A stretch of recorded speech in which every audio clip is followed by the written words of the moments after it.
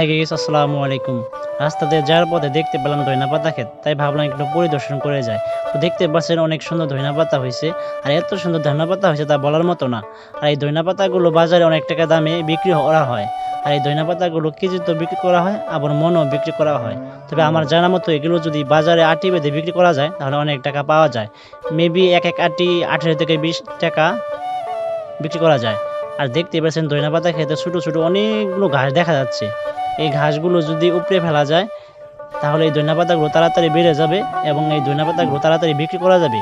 আর এই জমিটা যারই হোক না কেন, সে যেন অতি তাড়াতাড়ি এই ঘাসগুলো পরিষ্কার করে দেয়।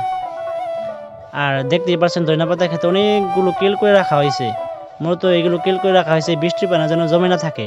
আর এই বৃষ্টির পানি জমে থাকলে এই ধইনা পাতাগুলো পচে যায়, এর জন্য এই কেল করে রাখা হয়েছে মূলত।